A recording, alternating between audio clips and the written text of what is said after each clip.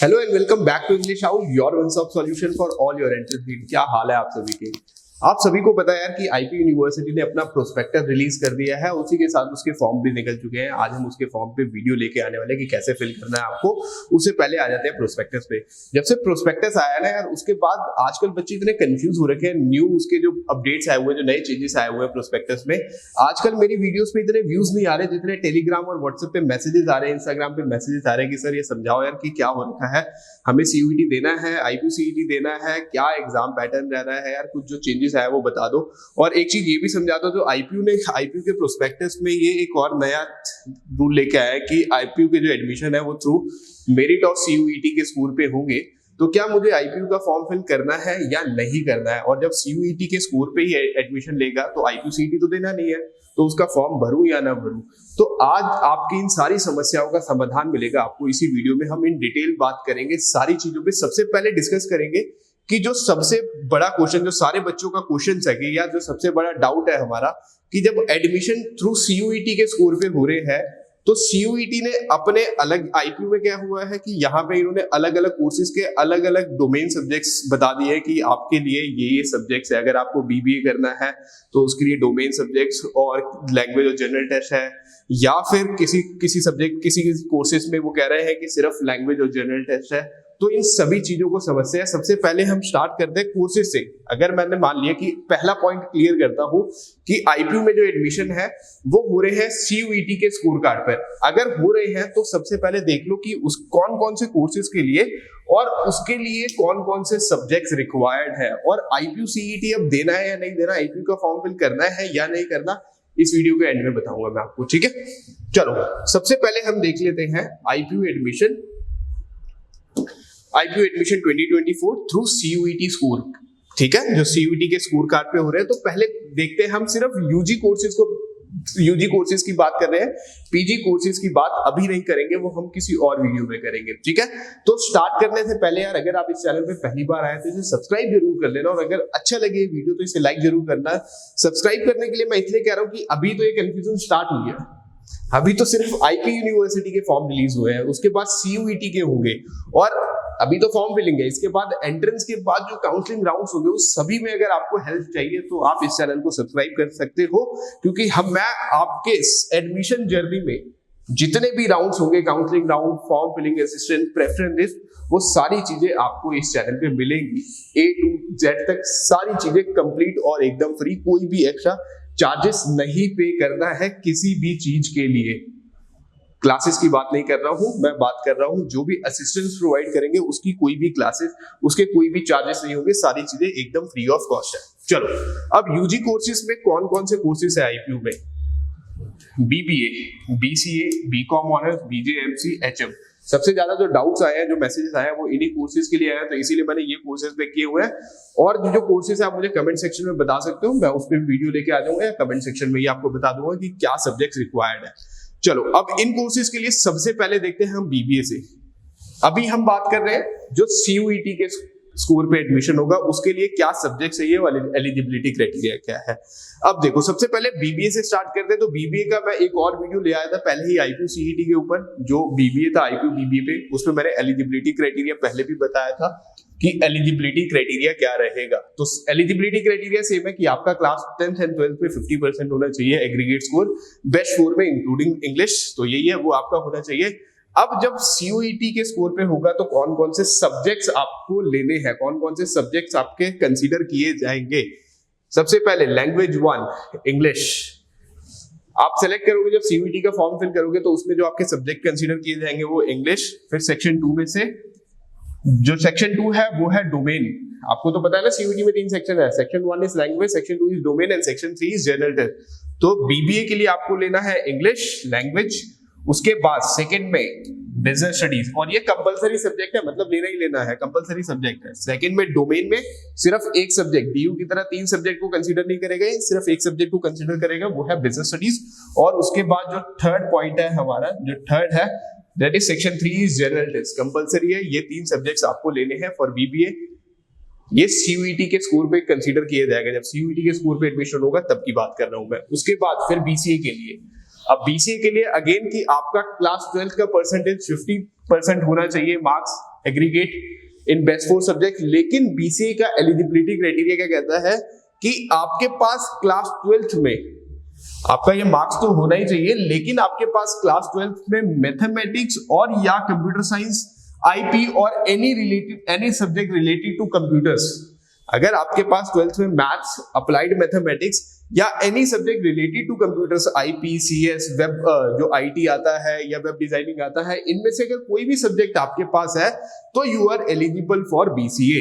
अगर आपके पास ये दोनों सब्जेक्ट्स नहीं है, अगर आपके पास मैथ्स नहीं है या कंप्यूटर से रिलेटेड कोई भी सब्जेक्ट नहीं है, तो you are not eligible for BCA in Guru Gobind Singh Indraprastha university. ये एक बड़ा डाउट है, ये काफी बच्चों के लिए कंफ्यूजन रहती है, काफी ज्यादा बच्चे कंफ्यूज रहते हैं इसमें। मेरे पास भी काफी सारे बच्चे आते हैं जब काउंसलिंग के लिए, तो बच्चे अक्सर कहते हैं कि सर मुझे बीसीए करना है लेकिन मेरे पास ये कोई सब्जेक्ट नहीं है, तो क्या मैं एलिजिबल हूँ? और कई सारे कोचिंग्स ये क्लेम भी कर रहे हैं, हाँ यार कि आप बीसीए कर सकते हो इन सब्जेक्ट्स के बजाय भी। तो बेटा मैं सच बता रहा हूँ, ये जो एलिजिबिलिटी क्राइटेरिया है ना, ये प्रोस्पेक्टस पे जाके देख लेना। प्रोस्पेक्टस आप सभी को मिल ही गया होगा, अगर नहीं मिला तो उसका लिंक मैं डिस्क्रिप्शन में डाल दूंगा, आप जाके चेक कर लेना। अगर आप ये एलिजिबिलिटी क्राइटेरिया मैच नहीं करते तो you are not eligible for BCA. आप फॉर्म तो फिल कर दोगे, लेकिन एडमिशन टाइम पे जब डॉक्यूमेंट वेरीफाई होंगे उस टाइम पे आपका एडमिशन रिजेक्ट कर दिया जाएगा। इसीलिए कहता हूं कि इस चैनल को सब्सक्राइब कर दो, जिससे सारी सही इंफॉर्मेशन आप तक पहुंचती रहे। ठीक है, चलो अब बीसीए के लिए ये तो हो गया एलिजिबिलिटी क्राइटेरिया। अब उसके बाद आपके पास सब्जेक्ट सिलेक्शन, सीयूईटी में कौन कौन से सब्जेक्ट रिक्वायर्ड है। Section 1 English language. आईपी में सिर्फ लैंग्वेज अगर कोई कंसीडर की जाएगी तो सिर्फ इंग्लिश, हिंदी लैंग्वेज यहां पे कंसीडर नहीं की जाती है। ठीक है, चलो सेक्शन 2 डोमेन सब्जेक्ट में, सेक्शन 2 में आपके पास कौन कौन से सब्जेक्ट आपको सिलेक्ट करने हैं, मैथमेटिक्स, सीएस और आईपी।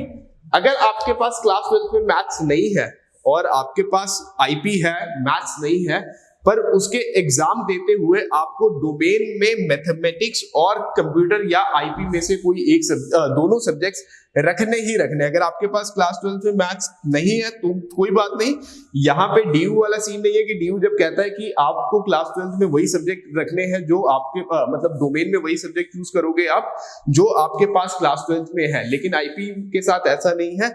आईपी क्या कहता है कि अगर आपके पास मैथ्स 12th में है या नहीं, आपने पढ़ा है नहीं पढ़ा है, कंप्यूटर साइंस आपने पढ़ा है या नहीं पढ़ा है, अगर आप एलिजिबिलिटी क्राइटेरिया मैच करते हो तो बीसीए में एडमिशन लेने के लिए आपको ये दोनों सब्जेक्ट सेलेक्ट करने हैं सेक्शन 2 में। Okay, got it. और उसके बाद अगेन फिर थर्ड पॉइंट में आता है हमारा सेक्शन 3 जो जर्नल टेस्ट है, जो कि कंपलसरी है फॉर बीसीए। उसके बाद fourth is BCom honours. BCom honours का एलिजिबिलिटी क्राइटेरिया भी सेम है कि 50%, पर यहाँ पे क्या हो जाता है कि इसमें थोड़े से चेंजेस आते हैं कि यहाँ पे 50% एग्रीगेट मार्क्स इन 10+2, और यहाँ पे आपका जो स्कोर कंसीडर किया जाता है वो बेस्ट 4 में नहीं बेस्ट 5 में कंसीडर किया जाएगा। आपका score for admissions to BCom with pass in 5 सब्जेक्ट्स, 1 लैंग्वेज एंड 4 इलेक्टिव सब्जेक्ट्स आपके 12th में। तो जैसे बाकी कोर्सेज के लिए 1+3 है कि आपका स्कोर 1+3 में 50% होना चाहिए 12th में, यहाँ पे 1+4 है कि 1 लैंग्वेज और बाकी 4 जो इलेक्टिव सब्जेक्ट होंगे उसमें आपका स्कोर 50% एग्रीगेट होना चाहिए। उससे कम नहीं हो, कम ना हो, ज्यादा हो तो चलेगा, कम नहीं होना चाहिए, नहीं तो एडमिशन कैंसिल हो जाएगा।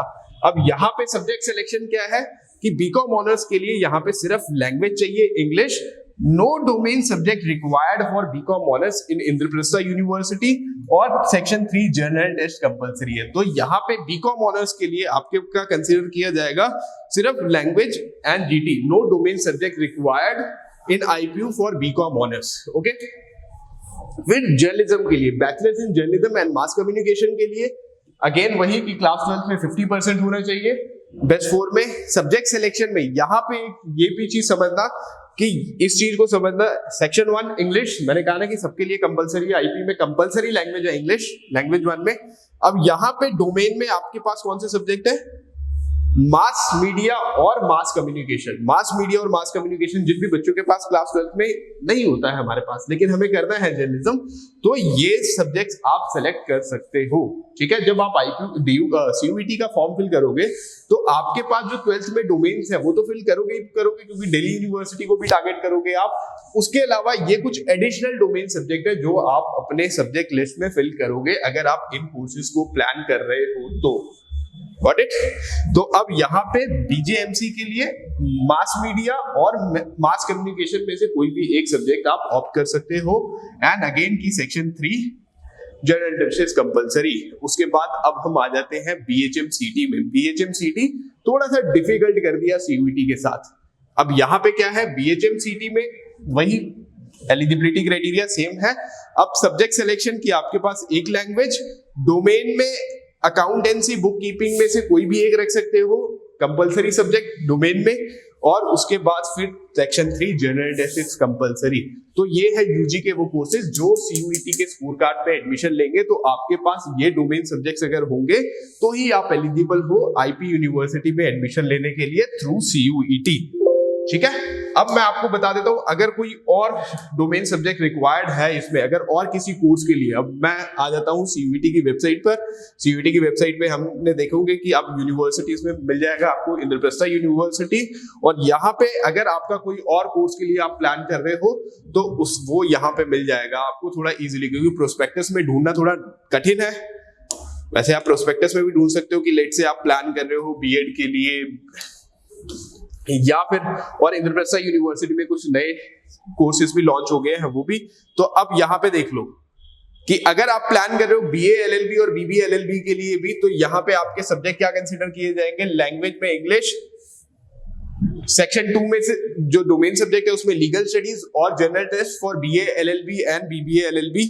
उसके बाद जर्नलिज्म के लिए मैंने ऑलरेडी बता दिया है आपको। अब हम आ जाते हैं कि खैर बीबीए भी हो गया है, बीकॉम भी हो गया है, बीसीए भी हो गया है, अब बीपीटी, बीओटी, बीओटी, इसके बाद बीएससी, खैर फिर बी फार्मा के लिए अलग आ गया है। मैं आपके पास अब बता देता हूं जो इको ऑनर्स बच्चे के लिए, खैर आपको ये मिल जाएगा, ये लिंक मैं डाल दूंगा, आप प्रोस्पेक्टस डाउनलोड कर सकते हो, प्रोस्पेक्टस का लिंक मैं डाल दूंगा डिस्क्रिप्शन में, आप जाके चेक कर सकते हो। लेकिन ये तो हो गया सीयूईटी के अगर थ्रू एडमिशन आईपीयू लेगा। लेकिन अब जो आपका मेन क्वेश्चन आता है कि यार सर जब सीयूईटी पे लेगा तो आईपीयू सीईटी देना है या नहीं देना है, आईपीयू के फॉर्म फिल करे या ना करे, क्या कहते हो?